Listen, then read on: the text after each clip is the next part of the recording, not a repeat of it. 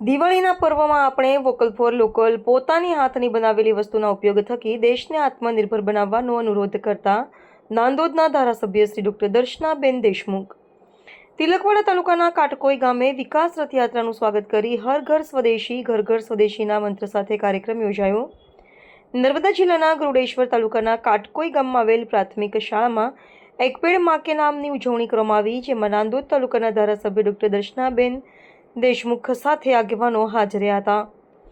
ગામ ખાતે સભા કરવામાં આવી, સાથે સાથે 10 લાખના આયુષ્માન કાર્ડ વિતરણ કરવામાં આવ્યા, પણ ગામના એક જાગૃત નાગરિક દ્વારા આયુષ્માન કાર્ડનો વિરોધ કરવામાં આવ્યો। સાથે તેમનો આક્ષેપ કર્યા હતા કે આયુષ્માન કાર્ડ હોવા છતાં રૂપિયા ખર્ચવા પડે છે। રિપોર્ટર મુનાફ શેખ, રાજપીપળા। આર્થિક રીતે મજબૂત કરવા માટે, આર્થિક રીતે સમૃદ્ધ કરવા માટે ગામડાને મજબૂત કરાવવું ખૂબ જ જરૂરી છે। ગામના લોકો નાનો વ્યવસાય કરીને આર્થિક રીતે પોતે મજબૂત થશે તો આ ભારત દેશ ચોક્કસ આર્થિક રીતે મજબૂત થશે। એક ઉદાહરણ આપું આપ સૌને કે ભારત દેશમાં નાના ઉદ્યોગો જે સ્ટાર્ટઅપ ઇન્ડિયા, મુદ્રા ઇન્ડિયા, સ્ટેન્ડઅપ ઇન્ડિયાના માધ્યમ થકી યુવાનોને પ્રોત્સાહન આપીને, એમને લોન આપીને, સબસિડી આપીને, સરકાર દ્વારા એમને એક પ્રોત્સાહન આપીને એમને વ્યવસાય કરવા માટે પ્રેરિત કરી રહ્યા છે।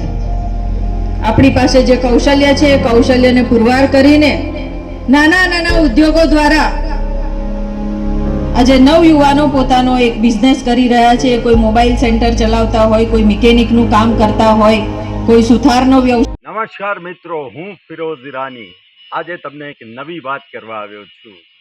દીવ મિરર ન્યૂઝ જોતા રહો, સબસ્ક્રાઇબ કરવાનું ભૂલતા નહીં અને શેર કરવાનું પણ ભૂલતા નહીં। સત્યની સાથે જોડાતા રહો। નમસ્તે મિત્રો, હું છું ચાંદની પરમાર।